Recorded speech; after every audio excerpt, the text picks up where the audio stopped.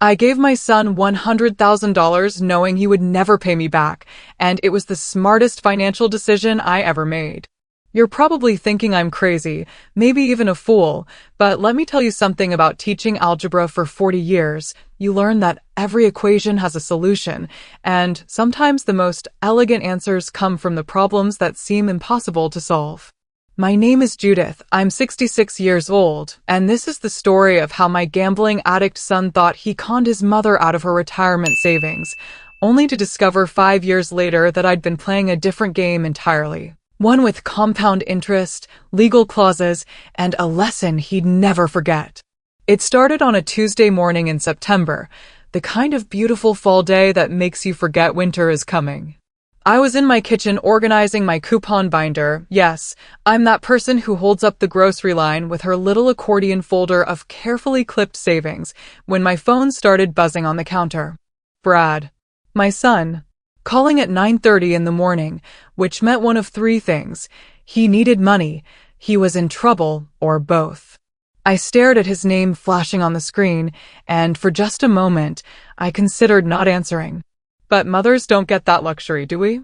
We answer the phone even when we know it's going to hurt, even when we can predict the conversation before it starts, even when every instinct tells us to protect ourselves from what's coming next. Mom, he said when I picked up, and I could already hear it in his voice, that particular blend of desperation and rehearsed charm that he'd perfected over the years. I need to talk to you about something important. Can I come over? I glanced at my calendar hanging on the refrigerator, the one where I track my bills and appointments in neat color-coded boxes. When? I asked, even though I knew the answer. Now, he said.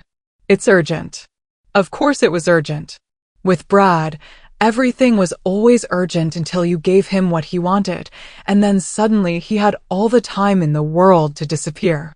He showed up 40 minutes later driving a BMW I'd never seen before, black and sleek and completely out of his budget range. I watched him from my living room window as he checked himself in the rearview mirror, straightening his tie, practicing his smile. He was wearing a suit, expensive, tailored, the kind of thing you wear when you want people to think you're successful even when you're drowning. My son is 40 years old and handsome in that dangerous way that's gotten him out of trouble his entire life. Women love him. Men want to trust him. He's got his father's smile and absolutely none of his father's integrity, and watching him walk up my driveway that morning, I felt something in my chest tighten because I already knew this wasn't going to be a social visit. Mom, he said when I opened the door, pulling me into a hug that lasted just a little too long, held me just a little too tight. You look great. Have you done something different with your hair? I haven't changed my hairstyle in 15 years, but I let him have his moment. Come in, I said, stepping aside. Would you like some coffee? He followed me into the kitchen, and I could feel him evaluating everything, the modest furnishings, the dated appliances, the refrigerator covered in my grandchildren's drawings. I knew what he was thinking because I'm his mother, and I've watched him calculate the value of my life since he was old enough to realize some people have money and others don't. We sat at my kitchen table, the same one where I'd helped him with homework 25 years ago, back when I still believed he'd grow up to be someone his father could be proud of. Tom, my late husband, had been gone for 7 years by then, and not a day passed that I didn't miss his steady presence, his quiet wisdom, his ability to see through Brad's nonsense in a way I'd never quite managed. Tom had been a postal worker, reliable as sunrise, and when he died of a heart attack at 59, he left me with a paid-off house and $400,000 in life insurance. Not a fortune, but enough to retire comfortably if I was careful, which I always was. I tracked every penny in a leather-bound ledger that Tom had given me on our 20th anniversary. Numbers don't lie, he used to say, and neither should people. Brad stirred his coffee for longer than necessary, building up to whatever pitch he'd rehearsed on the drive over.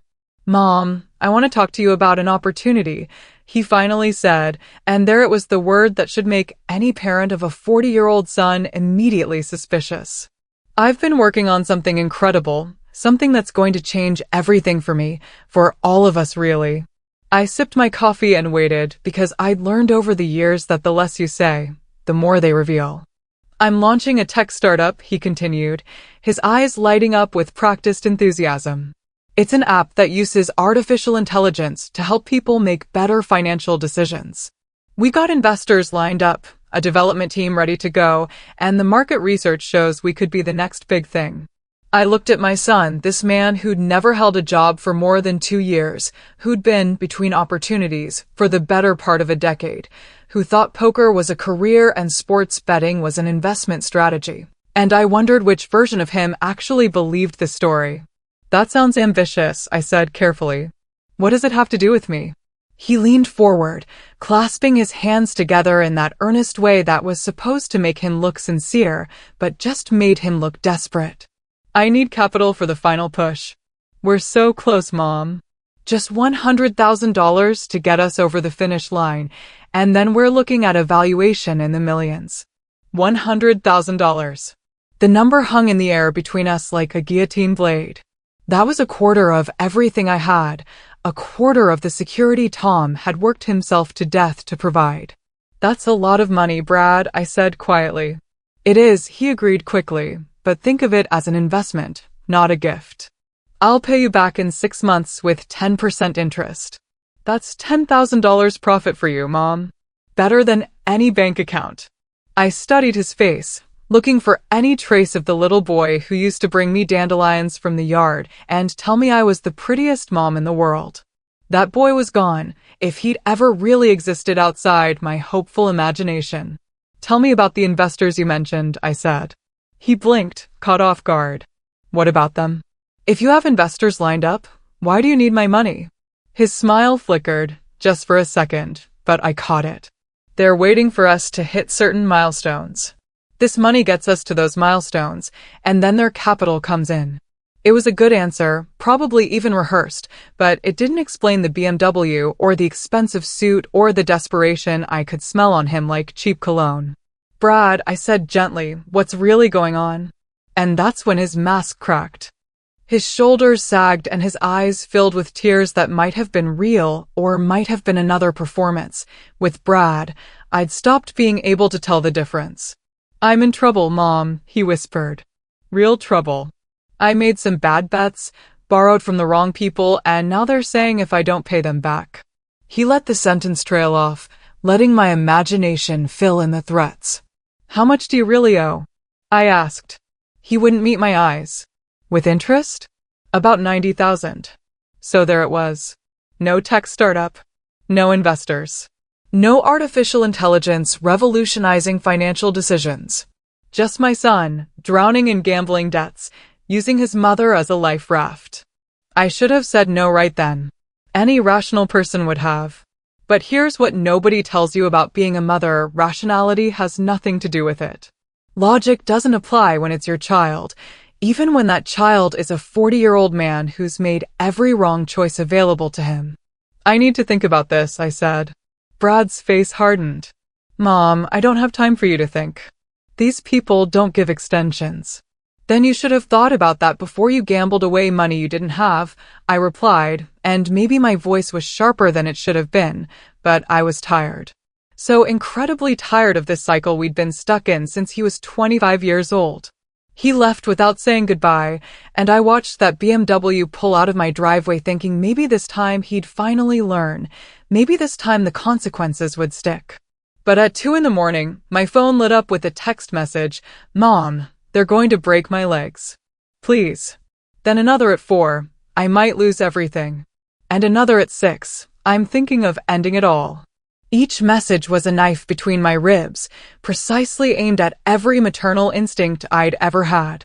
By the end of that first week, he'd called me 17 times, left 12 voicemails, and shown up at my house twice. By the end of the second week, he'd brought my daughter Claire into it, telling her that Mom was being selfish, that I was hoarding wealth while my children suffered.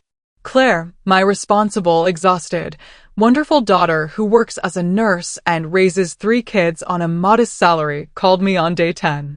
Mom, what's going on with Brad? She asked, and I could hear the weariness in her voice. He says you won't help him start his business. It's not a business, honey, I said. It's gambling debts. Silence on the line. Then, of course it is. I'm sorry he dragged me into this. It's not your fault, I assured her. It's never your fault. But even Claire's support didn't stop the exhaustion from seeping into my bones. Brad was everywhere, at my book club, at the grocery store, at my church. He'd perfected the art of the ambush, catching me in public places where I couldn't make a scene. On day 12, I cracked. Not because I believed him. Not because I thought he'd suddenly become responsible. But because my blood pressure was 160/95, I hadn't slept properly in almost 2 weeks, and my friends were starting to ask if I was okay. He showed up at my door that morning with tears streaming down his face, swearing on his father's grave that this was different, that he learned his lesson, that if I just helped him this one last time, everything would change. I'll pay you back, Mom. 6 months. 10% interest. I swear on Dad's memory. And that's when I knew I was going to give him the money. Not because I believed him, but because I needed this to end, and I'd realized something during those sleepless nights. There was a way to end it permanently. A way to teach him a lesson that would last longer than any lecture, any ultimatum, any amount of tough love. But it would require me to lose the battle in order to win the war. So I walked to my desk, took out my checkbook. Yes, I still use checks because I like the paper trail, and wrote out $100,000 in careful, precise handwriting. Brad's hands shook as he took it from me. Thank you, Mom. Thank you so much. I promise I'll make you proud. I watched him walk to his car, watched him check the check 3 times, watched him smile to himself when he thought I couldn't see. It wasn't a grateful smile. It wasn't the smile of a son saved by his mother's sacrifice. It was the predator's smile, the con artist's grin, the look of someone who'd just closed the deal. And standing at my window, I felt something shift inside me. Not anger, exactly, but clarity. Cold, mathematical, precise clarity. That night, I didn't cry. I sat at my kitchen table with my calculator, my late husband's leather ledger, my phone, and my copy of my last will and testament. Then I called Helen, my lawyer, who'd been handling my affairs since Tom died. Helen, I said when she answered, my voice steady as bedrock, I need you to update my will immediately. And I need you to explain something called a hotspot clause with compound interest penalties. There was a pause on the line, then a low chuckle that held no humor, just recognition. Oh, Judith, Helen said. What did Brad do this time? I looked at the check register showing $100,000 gone, looked at the text messages threatening suicide, looked at the years of lies and manipulation and broken promises. He just spent his entire inheritance, I replied. He just doesn't know it yet. Helen arrived at my house the next morning carrying a leather briefcase that looked older than both of us combined, and the first thing she said when I opened the door was, Judith, are you absolutely certain about this? I led her into my dining room where I'd already laid out everything, the check register showing the $100,000 withdrawal, printed copies of Brad's text messages threatening self-harm, a timeline I'd created documenting every lie he'd told over the past 15 years, and my current will, highlighted in sections that suddenly felt like they were written by someone who didn't understand how cruel love could make you. I've never been more certain of anything in my life, I told her, and I meant it. She settled into the chair across from me, opened that briefcase, and pulled out documents that would change everything.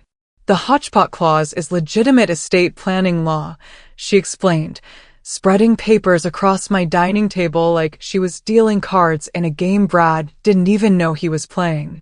Essentially, it allows you to treat any substantial gift given during your lifetime as an advance on that person's inheritance. When you pass, that amount gets deducted from their share of the estate. I listened as Helen walked me through the mechanics, her voice steady and professional, but I could see something else in her eyes, a flash of satisfaction that told me she'd been waiting for me to stop being a victim and start being strategic. Now, the standard hotspot clause is straightforward, she continued, but you mentioned compound interest penalties on the phone, and that's where this gets interesting. She pulled out a blank legal pad and started writing numbers, and suddenly I was back in my classroom, teaching present value calculations to teenagers who thought math had no real-world application. Oh, how wrong they were. If we had a compound interest penalty clause at 15% annually, that $100,000 doesn't stay static. It grows. Every year Brad doesn't repay it, the debt increases exponentially. She wrote out the progression. Year 1, 115,000. Year 2, 132,250. Year 3, $152,087.50. By year 5, that single check I'd written would transform into $201,135.72. Is this legal? I asked, even though I could already see the answer in Helen's carefully neutral expression. It's creative, she said, choosing her words precisely, but yes, it's legal. You're not charging him interest on a loan, you're imposing a penalty for an advance on inheritance that remains unclaimed during your lifetime. Estate law gives you considerable latitude in how you distribute your assets, and as long as you're of sound mind and the document is properly executed, this will hold up in any court. She paused, looking at me over her reading glasses. But Judith, you need to understand what you're doing. This isn't just teaching Brad a lesson. This is potentially disinheriting your son. When you pass, if this debt has compounded enough, he could end up with nothing. Maybe even technically owing money to the estate, though we'd cap his share at 0 rather than making it negative. I thought about Tom, about what he would say if he were sitting here with us. Tom, who'd believed in second chances, who'd covered for Brad's mistakes more times than I could count, who'd died still believing his son would eventually figure things out. But Tom wasn't here anymore, and I'd been giving Brad second chances for 2 decades while he perfected the art of the con. How long would it take, I asked Helen, for the compound interest to essentially eliminate his inheritance? She calculated quickly. Your estate is currently worth approximately $400,000. Split between 2 children, each would inherit roughly $200,000. With compound interest at 15%, Brad's advance would exceed his inheritance share in. She paused, double-checking her math. Approximately 7 years. 7 years. Brad would be 47 years old, and if nothing changed, he'd open my will after I died and discover he'd gambled away his entire inheritance before I'd even passed. Draw up the papers, I said. Every word airtight. Every clause ironclad. I want this to be unbreakable. Helen nodded slowly, and I watched something shift in her professional demeanor, a hint of the fierce protectiveness that made her such a formidable attorney. I'll have the documents ready by Friday. We'll need 2 witnesses who aren't beneficiaries, and I'd recommend we record a video of you explaining your decision while you're clearly of sound mind, just in case anyone tries to challenge this later on competency grounds. Brad will challenge it, I said with certainty. When he finds out, he'll claim I was manipulated or confused or bitter. Which is why we document everything now, Helen replied. Your clarity, your reasoning, your absolute right to distribute your estate however you see fit. By the time I'm done, this will be more secure than Fort Knox. That Friday, I sat in Helen's office with 2 of her paralegals as witnesses and a video camera recording every word. I stated my full name, the date, my age, and then I explained in clear, measured terms exactly why I was implementing this clause. I am making this decision of my own free will, I said to the camera, because my son Brad has demonstrated through consistent behavior over 20 years that he is not financially responsible. I gave him $100,000 knowing he would not repay it, and I am treating this gift as an advance on his inheritance with penalties, because I believe it is the only way to teach him that actions have lasting consequences.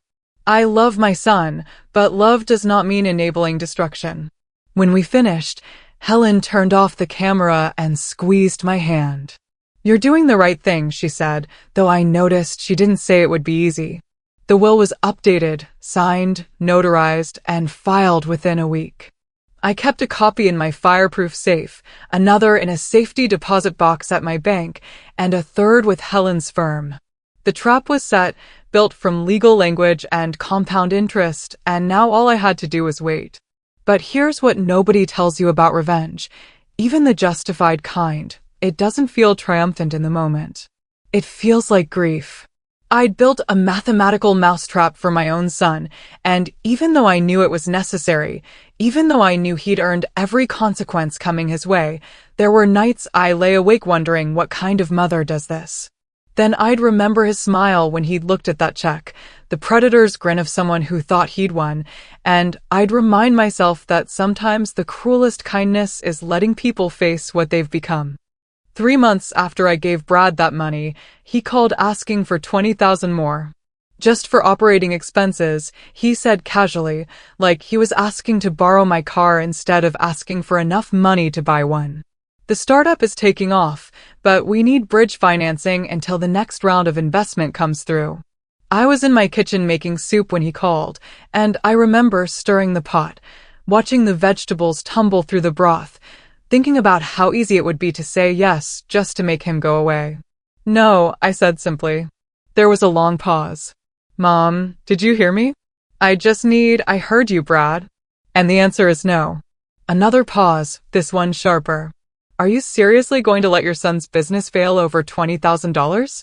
Your business failed the moment you spent my $100,000 at a casino, I replied, my voice steady. Don't call me again unless you're ready to tell me the truth. He hung up without saying goodbye, and I didn't hear from him for 6 months. 6 months of silence that felt like holding my breath underwater, wondering if he'd ever surface or if I'd finally succeeded in pushing him away permanently. Claire would update me occasionally. Brad lost his apartment. Brad's living with his girlfriend now. Brad says he's got a new job opportunity, but the details were vague and the opportunities never materialized. Year 1 became year 2, and I updated my spreadsheet with cold precision. 115,000 became 132,250. The numbers grew while my son shrank, and I told myself this was necessary. This was justice. This was the only language he'd ever understand. Thanksgiving of year 2, Brad showed up at Claire's house where we were gathering for dinner. I hadn't seen him in months, and the change was startling. The expensive suit was gone, replaced by jeans and a wrinkled button-down shirt. He'd gained weight around his middle, the kind that comes from stress and cheap food and giving up on yourself. His face looked older, harder, with lines around his eyes that hadn't been there before. He barely looked at me during dinner, answered questions in monosyllables, and left before dessert with some excuse about meeting friends. He's struggling, Mom, Claire said to me quietly as we washed dishes. His girlfriend left him. He's living in an extended stay motel out by the highway. I scrubbed at a casserole dish, focusing on the burned edges. Did he ask you for money? Claire hesitated, which was answer enough. I gave him $200 for groceries. Don't be mad. I'm not mad at you, I said. You're kind. You're generous. You're everything a mother hopes her daughter will be. But, she prompted. But kindness without boundaries is just enabling someone's destruction, and I spent 20 years learning that lesson. Year 3 passed, then year 4, and I watched Brad's life unravel from a carefully maintained distance.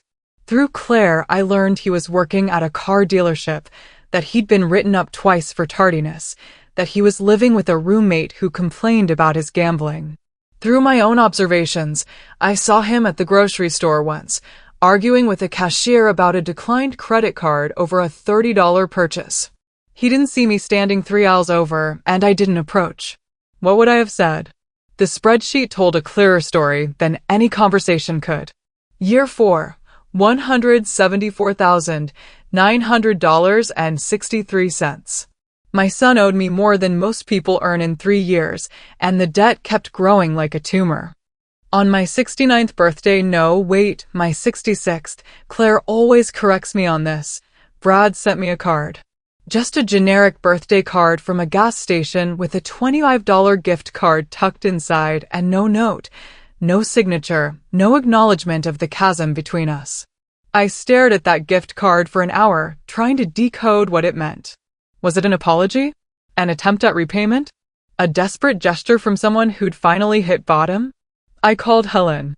He sent me a gift card, I said, and even to my own ears, I sounded confused. Do you want to adjust the will? She asked carefully. No, I said after a long pause. I just wanted to tell someone. I needed someone to know that he tried, even if it was only $25 against $200,000 in debt. Helen was quiet for a moment. Judith, have you considered what happens if he actually gets his life together? What if he goes to rehab, finds stability, becomes responsible?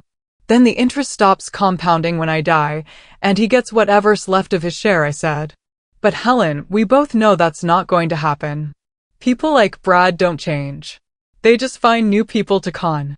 But here's the thing about making absolute statements about people. Life has a dark sense of humor about proving you wrong, or at least making you question everything you thought you knew. Year 5 arrived, and Claire called me with news that made my carefully constructed certainty wobble. Brad joined Gamblers Anonymous, she said. He's been going to meetings for 2 months. He seems different, Mom. Calmer. More honest about his problems. I felt something twist in my chest, something that might have been hope or might have been fear. People can say anything at meetings, I replied. It doesn't mean they've changed. I know, Claire said. But what if he has? What if this time it's real? That question haunted me for weeks. What if it was real? What if my son was finally, actually, genuinely trying to fix himself, and I had a financial nuclear bomb waiting for him in my will? Did that make me cruel? Did it make me just? Could something be both at once? I updated my spreadsheet on the 5-year anniversary of that original check, $201,135.72. My estate had grown to $480,000 through careful investing and my refusal to spend money on anything unnecessary. Split 2 ways, each child should inherit $240,000. Subtract Brad's advance with penalties, and he'd receive $38,864.28. Not quite zero, but close enough to deliver the message with devastating clarity. I printed the spreadsheet, put it in a folder with Brad's name on it, and placed it in my safe with the will. Then I called Helen and told her I wanted to schedule a family meeting. Are you sure you're ready for this? She asked. It's been 5 years, I said. If I wait any longer, I'll lose my nerve, and he needs to know what he did. He needs to see the math. The family meeting was scheduled for a Sunday afternoon in November, almost exactly 5 years after Brad had shown up at my door in that expensive suit with his rehearsed lies about tech startups.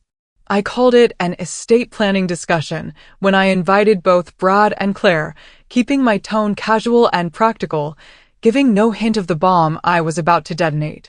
Brad arrived early, which surprised me. He was driving a different car now, a beat-up Honda that had clearly seen better days. He'd showered and shaved and was wearing a button-down shirt that was almost professional, though I noticed the collar was frayed. He looked nervous, kept glancing at his phone, and I wondered if he was calculating inheritance amounts in his head, figuring out what his share of my estate might be worth. The thought made something cold and hard settle in my stomach.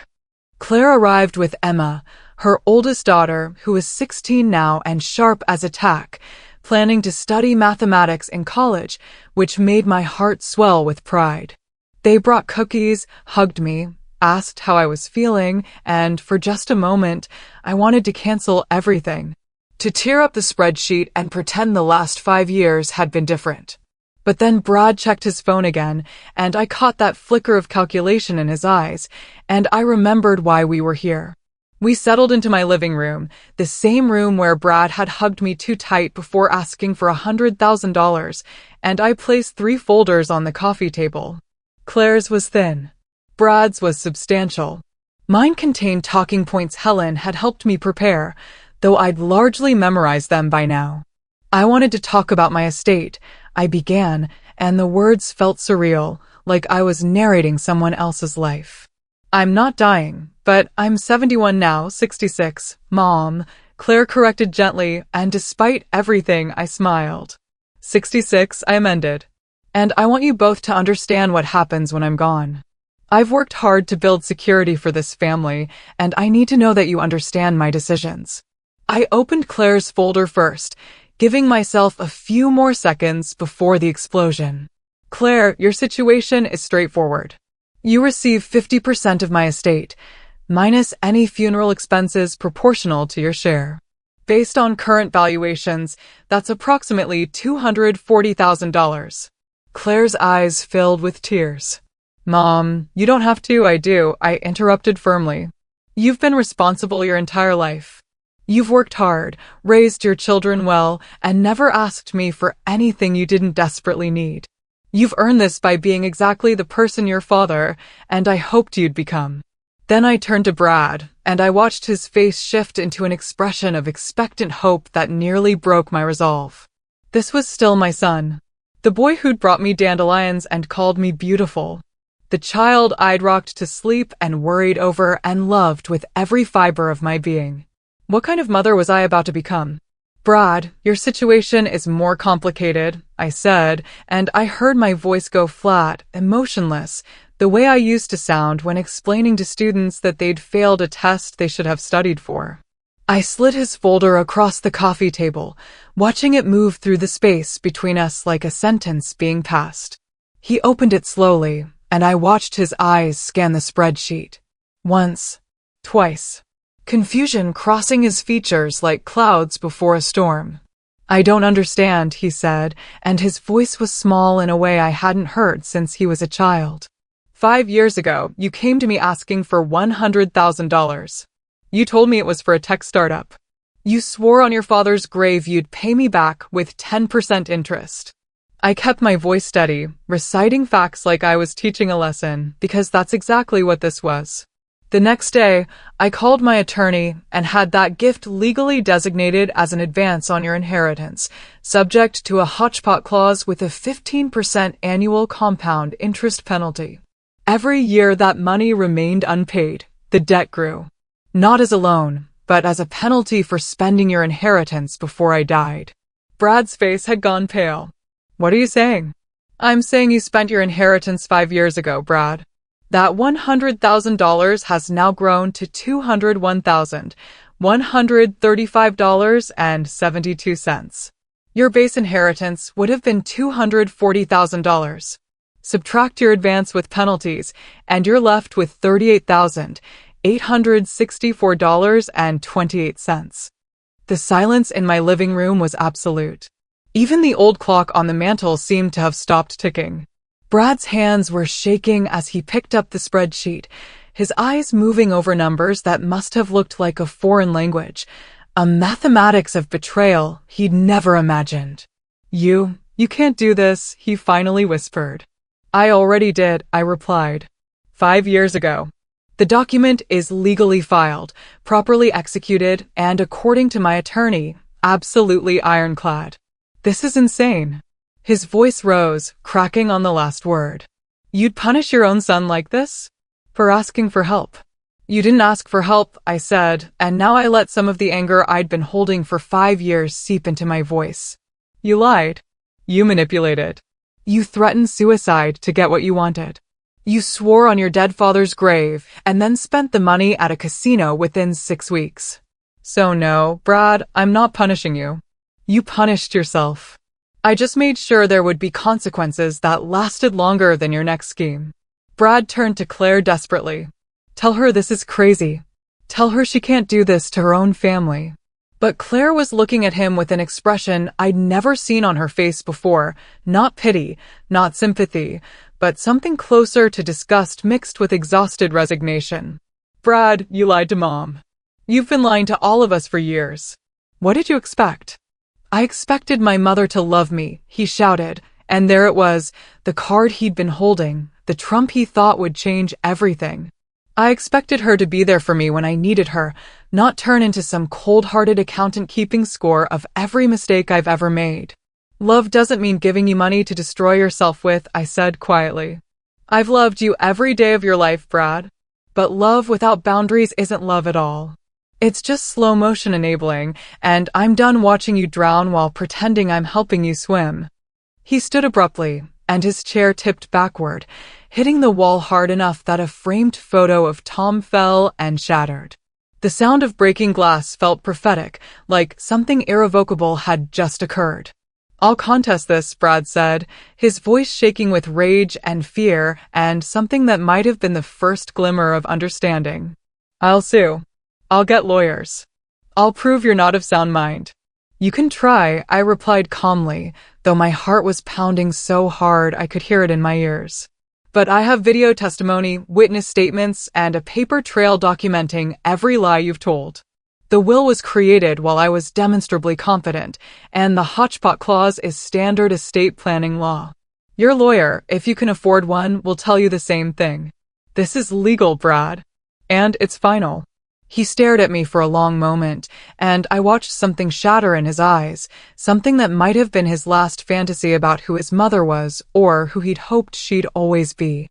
You're heartless, he spat. I'm a math teacher, I replied, and my voice didn't waver even though inside I was screaming. And the math doesn't lie. You gambled with my retirement. Now you get to live with the equation. Brad grabbed the folder, crumpling the spreadsheet in his fist like he could destroy the reality by destroying the paper, and then he was moving toward the door. Brad, wait, Claire started, but he was already gone, the front door slamming so hard that another picture frame fell. And suddenly my living room looked like a crime scene of broken glass and broken relationships, and I wondered if I'd just won a victory or lost something I could never get back. The sound of his Honda starting, revving too hard, tires squealing as he pulled away, these sounds would stay with me, I knew, for whatever time I had left. Claire knelt to pick up the broken glass, and Emma helped her, and I stood there frozen, wondering if there was a formula for calculating the exact moment a mother stops being merciful and starts being cruel. Mom, Claire said softly, still on her knees among the shards, you did what you had to do. Did I? Because standing in my living room surrounded by broken frames and broken promises, listening to the echo of my son's car disappearing down my street, I honestly couldn't tell anymore if I just taught the most important lesson of Brad's life, or if I just pushed him past the point where lessons matter. And here's the question that haunted me then and haunts me still. When does holding someone accountable for their choices cross the line into cruelty? When does justice become vengeance? And if you can't tell the difference anymore, what does that make you? I need you to understand something. Revenge, even mathematical revenge, even justified revenge, doesn't feel the way you think it will. It doesn't feel clean or triumphant or satisfying. It feels like winning a war by burning down your own house and standing in the ashes wondering if the victory was worth the price of everything you destroyed to achieve it. Because the truth is, I'd built a perfect trap using compound interest and legal clauses and cold, precise mathematics, but the thing about traps is they don't just catch the person you're aiming for. Sometimes they catch pieces of you too, and those are the parts that hurt long after the revenge is complete. The months after I revealed the spreadsheet to Brad were some of the quietest of my life, and if you've ever lived through that particular kind of silence, the absence of someone who used to fill your world with chaos, you know it's not peaceful. It's haunting. Every time my phone rang, I'd tense up expecting his number. Every time someone knocked on my door, I'd brace myself for confrontation. But weeks turned into months, and Brad stayed away, and I told myself this was what I wanted, what I'd engineered with legal clauses and compound interest, this clean separation where consequences finally stuck. Claire would give me updates when I asked, though I noticed she'd started choosing her words carefully, like she was walking through a minefield of my feelings. He's still going to Gamblers Anonymous, she'd say. 3 times a week now. He got a sponsor. Or, he's working at the dealership still. They promoted him to finance manager. Small details that should have made me happy but instead just made me wonder if it was real this time or another performance, another con, another manipulation designed to get what he wanted. Because here's what 5 years of mathematical revenge had taught me. Once you stop trusting someone, every good thing they do looks like strategy. Every positive change looks like a setup for the next ask. And I was so tired of trying to decode whether my son was genuine or just getting better at lying. It was a Tuesday in March when everything changed. One of those early spring days where winter hasn't quite given up, but you can smell something softer in the air, something that feels like possibility. I was in my kitchen organizing my tax documents, because even at 66 I still do my own taxes, still track every deduction, still maintain the same careful control over numbers that had defined my entire adult life. When I heard a car pull into my driveway. I looked out the window expecting a delivery. Maybe my grocery order from the service Claire had set up for me, but instead I saw Brad's Honda. The same car he'd peeled out in 6 months ago, though it looked cleaner now, like he'd actually taken it through a car wash, which was such a small detail, but somehow it made my chest tighten because the Brad I knew didn't wash cars or show up unannounced without an agenda. I watched him sit in the driver's seat for a full minute, his hands on the steering wheel, his head down, and I realized he was preparing himself the same way I was preparing myself, both of us gathering courage for a conversation neither of us knew how to have. When he finally got out and walked to my door, I noticed more changes. He'd lost the weight he'd gained. His shirt was pressed. His shoes were clean. He looked like someone who was trying, which is different from someone who's succeeding, but it's also different from someone who's given up, and I found myself holding my breath as I opened the door before he could knock. "Can I come in?" he asked, and his voice was quiet, stripped of all the charm and manipulation and practiced sincerity that used to coat every word. This was just my son, asking his mother for 5 minutes of her time, and what kind of person says no to that? I let him in, and we sat at the same kitchen table where this whole thing had started 5 years ago, and the symmetry of it felt intentional, like we were bookending a chapter neither of us had enjoyed. "I'm not here to ask for money," he said immediately, before I could speak, before I could build my defenses. "I'm not here to contest the will or argue about the spreadsheet or make excuses. I just need to tell you something, and then I'll leave if you want me to." I nodded, not trusting my voice, and he took a deep breath that shook slightly on the exhale. "I spent your $100,000 in 6 weeks, he said, and I watched tears start to form in his eyes, real tears, not the manufactured kind he deployed so effectively over the years. All of it. Atlantic City, mostly. Poker tables and sports betting and chasing losses until there was nothing left to chase. He paused, and I could see him fighting to keep his composure, to get through whatever speech he'd prepared. I told myself I was going to win it back. Double it. Make you proud. Come back with 200,000 and show you that you'd been right to believe in me. He laughed, but it was bitter, self-aware in a way I'd never heard from him before. But I wasn't trying to make you proud.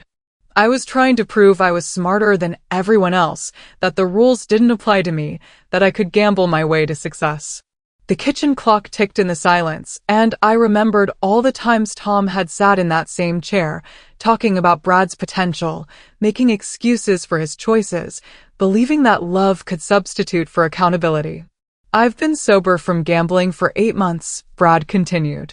"That's what they call it in GA, sober, like it's a drug. And I guess it is. Was.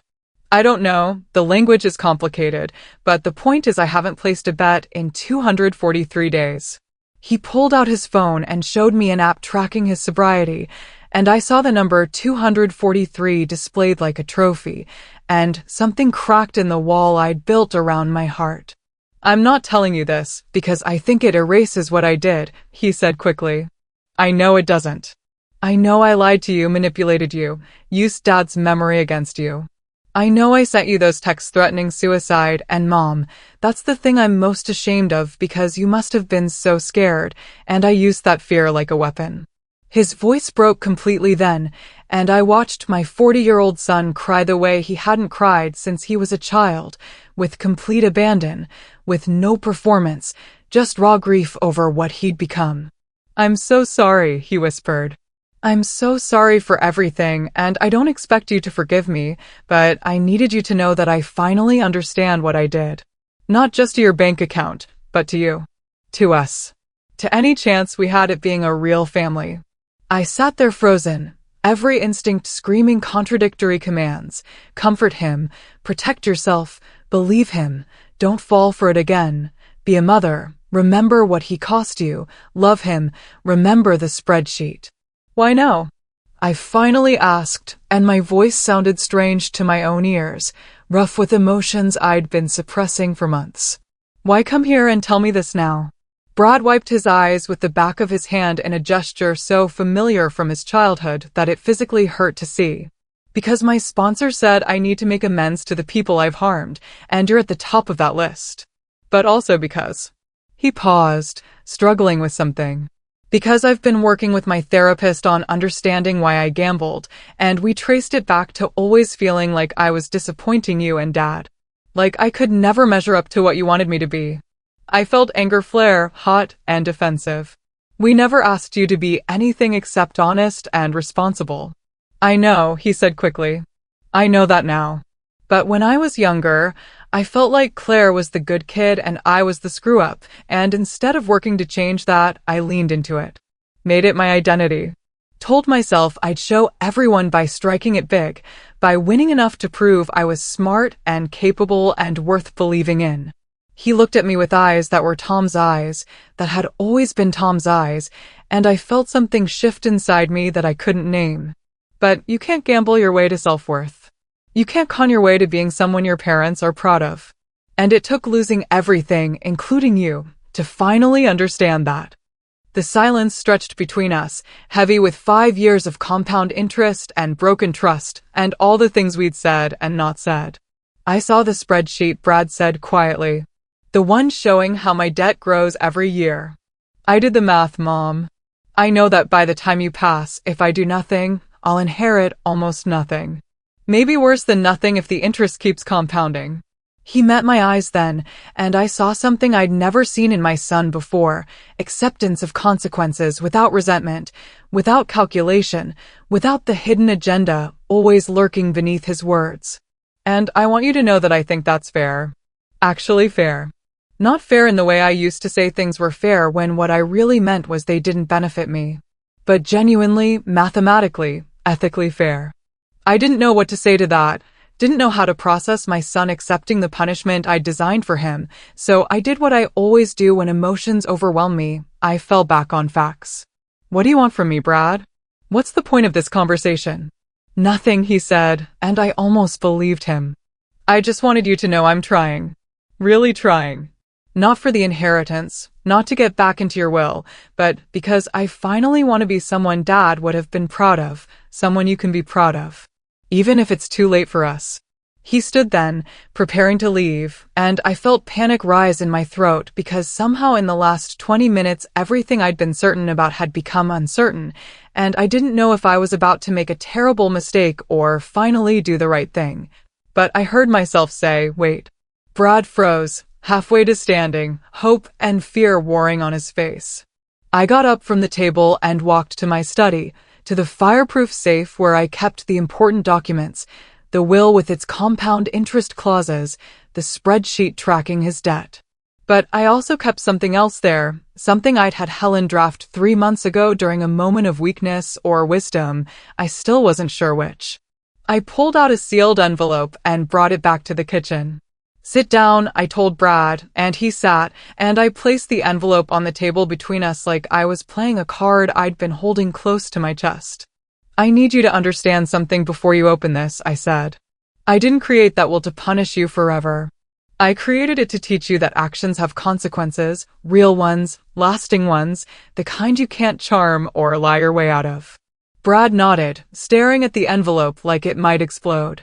But I also need you to understand that I'm not heartless, and I'm not cruel, even though I know that's what you called me when you left 6 months ago. I heard you, Brad. I heard you call me heartless, and you know what? It shattered something in me because a mother never wants to be heartless to her child, even when that child has earned every ounce of her anger. I pushed the envelope toward him. Open it. With shaking hands, Brad opened the envelope and pulled out a legal document. I watched him read it once, twice, 3 times, his brow furrowed in confusion that slowly transformed into something else, disbelief, maybe, or the dawning realization that the trap had a door I'd left unlocked. I don't understand, he whispered. It's an inheritance restoration clause, I explained, my voice steady even though my hands were shaking. I had Helen draft it 3 months ago, before you showed up today. Before you told me about GA or your sobriety or any of this. I watched Brad's eyes scan the document again, trying to make sense of legal language that essentially said his mother hadn't completely given up on him. For every year you remain in recovery from gambling, verified through Gamblers Anonymous attendance records and sponsor confirmation, I will reduce your interest penalty by 3 percentage points. If you stay clean for 5 years, your debt gets cut in half. 10 years, it's eliminated entirely. The numbers were there in black and white, a different kind of spreadsheet, a different kind of equation. Not punishment compounding indefinitely, but redemption calculable in years of effort. Why would you do this? Brad asked, and his voice cracked on the last word. Because I didn't want to punish you forever, I said. I wanted to teach you that actions have consequences, but I also wanted to show you that consequences don't have to be permanent. That people can change if they do the work. That redemption is possible if you earn it. I leaned forward, needing him to understand the full weight of what I was offering. You spent 5 years digging a hole with compound interest. You'll spend at least 10 climbing out. Maybe more if you stumble. And Brad, if you relapse, if you gamble again, the original penalty stands. No mercy, no second chances beyond this one. This is your ladder out of the hole, but you have to climb it yourself. Brad was crying again, but this time he wasn't trying to hide it, wasn't using tears as manipulation, but just letting them fall as he processed what this meant. What if I fail? He asked, and the vulnerability in that question, the genuine fear of disappointing me again, did more to convince me he'd changed than any amount of promises could have. Then you fail, I said simply. And you live with the consequences we already established. But at least you'll fail having tried, and that's better than succeeding at being a con artist. The silence that followed was different from all the other silences, not heavy with anger or resentment or calculation, but something softer, something that felt almost like forgiveness beginning its slow, careful work. I don't know if I can do this, Brad admitted. 10 years is a long time. It is, I agreed. But you've already done 8 months. That's 243 days of proving you can choose differently. 243 days of being someone your father might recognize. Don't think about 10 years. Think about today. Then tomorrow. Then the day after that. Brad folded the document carefully and put it back in the envelope, and I watched him handle it like it was precious, like it was a second chance he'd never expected to receive. Can I ask you something? He said quietly. Why? Why give me this opportunity when I've done nothing but take from you? I thought about that question, really thought about it, because it deserved an honest answer. Because I spent 5 years watching you fall apart, and it didn't make me happy. It didn't feel like justice. It just felt like watching my son drown while holding the rope that could save him. I paused, choosing my words carefully. And because your father used to say that the point of consequences isn't to destroy people, it's to teach them. I wanted to teach you, Brad, not destroy you. And if after 5 years you finally learn the lesson, then maybe it's time for me to learn something too, that being right isn't the same as being kind, and sometimes you have to be willing to let someone prove they've changed. Brad stood then, and instead of leaving immediately like I expected, he did something that caught me completely off guard. He asked, "Can I hug you?" And I realized it had been 5 years since we'd touched except in anger or manipulation. 5 years since I'd held my son without wondering what it would cost me. I nodded, and Brad crossed the kitchen and wrapped his arms around me, and he smelled different, no expensive cologne trying to mask desperation, just laundry detergent and honest sweat from someone who'd worked a real job that day. "I'll make you proud, Mom," he whispered into my shoulder. "Really this time?"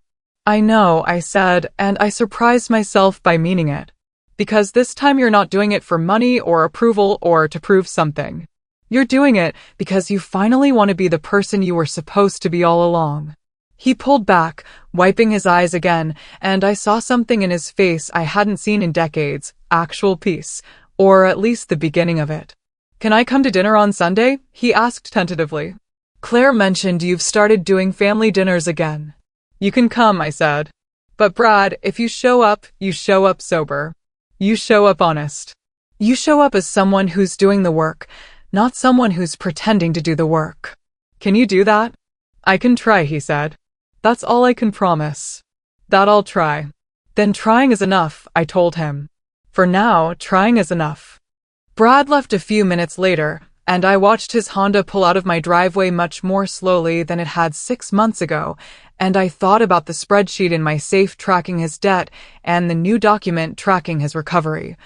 And I wondered which numbers would ultimately matter more. That was 2 years ago. 2 years of Sunday dinners where Brad showed up on time, sober, telling stories about the people he was sponsoring in GA, about the cars he'd sold honestly without manipulative tactics, about the small apartment he'd rented that was modest, but clean and his. 2 years of watching my son transform from a con artist to someone I was starting to recognize, someone who looked more like Tom every day, not in feature but in character.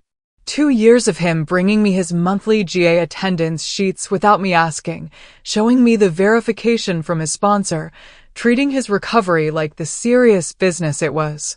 And 2 years of me updating both spreadsheets, the original one showing debt, still accumulating but more slowly now, and the new one showing progress, showing percentage points of interest being forgiven year by year.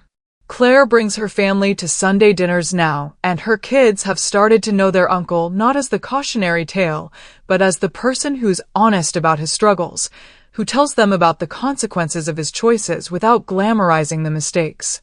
Last month, Emma asked Brad to talk to her high school about addiction and recovery, and I watched him stand in front of teenagers and say, "I spent $100,000 of my mother's retirement in 6 weeks because I thought I was smarter than everyone else. I'm 42 years old, and I'm just now learning to be the person I should have been at 20. Don't be me. Or if you are me, start the work earlier." The kids listened in a way they wouldn't have listened to someone who hadn't lived it, and afterward, Emma hugged her uncle and said, "I'm proud of you," and I saw Brad's face crumble with emotion that was real, earned, not performed. I'm 68 years old now. Claire still corrects me when I add years I haven't lived yet, but I figure at this point I've earned the right to age myself however I want. My estate is worth more than ever because I'm still frugal, still tracking every penny, still maintaining the careful control that's defined my life. But the spreadsheet has changed. Brad's debt after 2 years of recovery has been reduced by 6 percentage points, which means his inheritance has grown from $38,000 to nearly $70,000. Not a fortune, but enough that he knows his work matters, that his sobriety has tangible, calculable value. He still has 8 years to go before the debt is eliminated, 8 years of meetings and honesty and choosing different every single day. Will he make it? I don't know. Nobody knows. But I'm betting on him anyway, the same way his father would have bet on him, the same way a mother bets on her child even after every reason to stop betting has been clearly documented in compound interest. Here's what I've learned from 5 years of mathematical revenge followed by 2 years of mathematical redemption.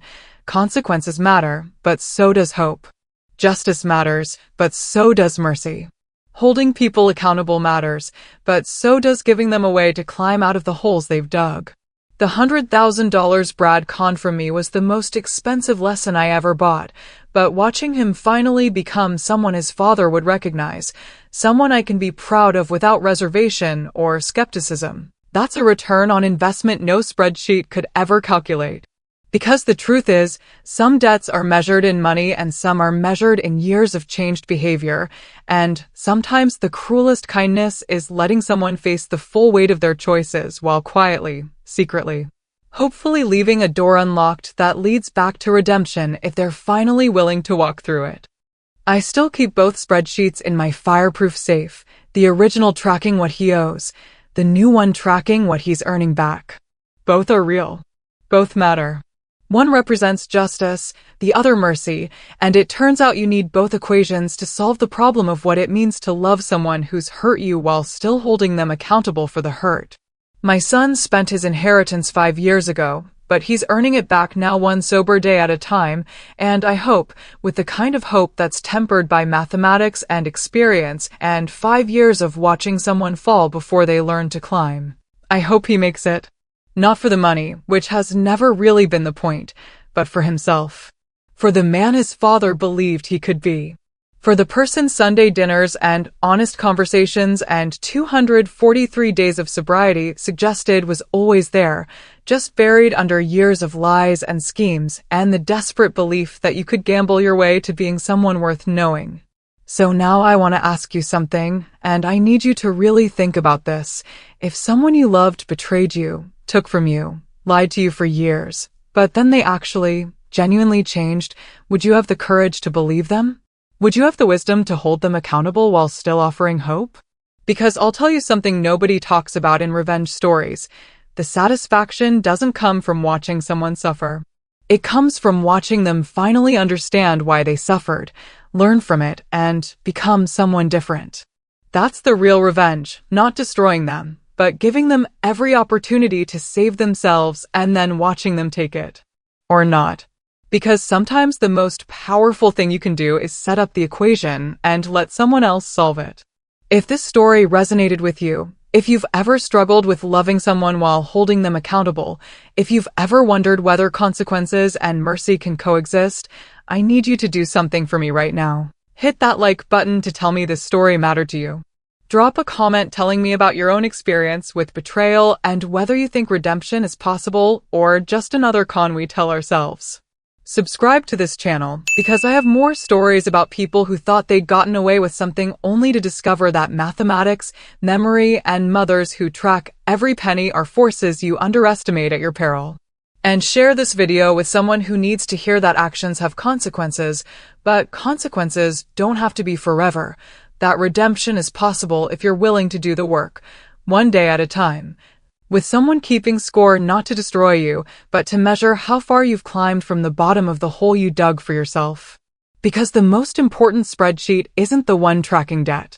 It's the one tracking whether you're becoming someone worth believing in again, and that's an equation only you can solve. Thank you for listening to my story. And thank you for being here.